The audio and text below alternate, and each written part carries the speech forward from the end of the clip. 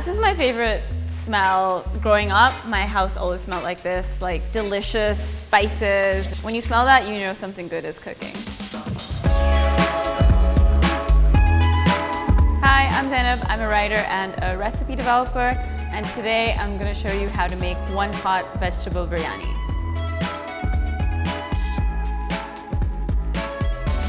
Biryani is a South Asian rice dish. It's typically made by layering a couple of different elements. So you'll cook the meat separately, or you'll cook like the flavoring element separately, and in the end you layer it together. But I skipped the layering altogether. Some people might think it's lazy, but I think it's just efficient.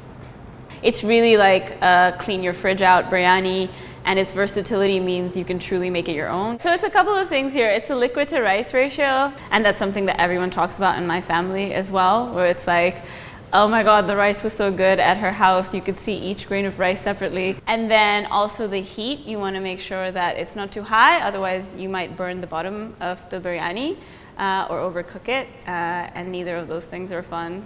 So we're gonna get started. You wanna make sure that all your vegetables are prepped and ready to go, because once you start cooking or you turn the flame on and you're ready to go, everything moves really, really fast. Wait, I'm like, am I gonna start crying because of the onion? No, it's gonna be fine. Don't worry too much about getting a fine dice, just get it as fine as you can. I'm going to be using cauliflower and potato and carrot because it's typically what I have in my fridge. You want the florets to be small because you want them to be bite-sized, basically. It's rice, so if you have a spoonful of rice, you want to make sure you get like a confetti of vegetables in that one bite. This is a good size for the cauliflower. You can go a little bit smaller, but I wouldn't go bigger than this. So you can dice the carrots, but I like to make sticks. I think they just complement the shape of the rice. You have to justify all that chopping as well, so I had to say that. I'm also more likely to be using the frozen vegetables because it saves me from doing all this chopping. When I chop these potatoes and set them aside, I want to put them in some water so they don't oxidize and become kind of brown around the edges. Now that the veggies are prepped, we're gonna soak our rice and get started. You want to make sure you're using long grain basmati rice because the ratio of rice to water is so important in this recipe, and different kinds of rice will absorb different levels of water. I'm just going to rinse the rice a few times until the water runs clear. Agitate a little bit, and then you just want to soak it for 20 minutes or so. I actually don't know why we soak the rice. It's just something that my mom did and told me to do, so that's why I do it. Hi, Mom. Now that our veggies are all prepped and our rice is soaking, we're going to turn on the stove and start cooking. The amount of time it takes the veggies to cook is around 20 minutes, and that's just the perfect amount of time for the rice to soak as well. Our ghee, we're just gonna put it all in.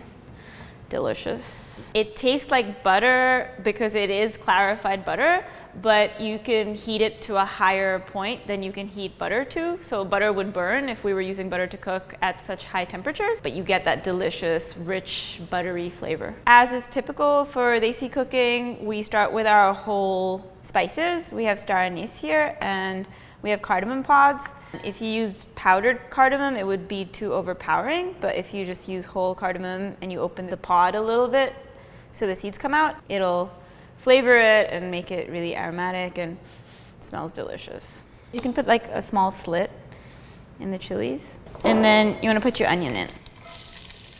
When you fry onions in ghee, the smell is slightly different than when you fry onions in oil. Like, I don't necessarily like that smell as much as I like this one.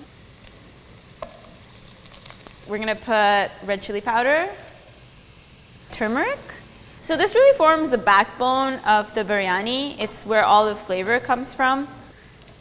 So it's like a sour, sweet, spicy base. This is how you start any kind of Desi dish that you're making. If you can learn how to get a balanced masala right, you can cook almost anything South Asian, pretty much. It is the one base that can do it all. It's the one base that's like home. This like tastes like home. So we're looking for the tomatoes to break down and the oil to separate. And what that just means is that you'll see the oil kind of form a line outside of the tomatoes. It gets kind of jammy. So we're just gonna roughly chop our mint and roughly chop our cilantro, and half of it we're gonna use right away and half of it we're gonna save for the end. So the mint and cilantro add this really like herby freshness. It's more for the smell than for the flavor, although the mint does add some flavor. NYT Cooking, we don't have a lot of greens in our cooking. Most of our food is brown. Like, not that there's anything wrong with that. I love like ugly brown foods. I think sometimes the herbs are just for the greenness. And the carrots. Again, if you're using frozen vegetables, you can put frozen vegetables directly in there and that's fine. And what we're looking to do is coat the vegetables with the masala and incorporate all the ingredients. We're just gonna put in the yogurt. It adds a little bit of sourness and it adds a little bit of richness, a bit of creaminess. I'll drain the rice to add it in.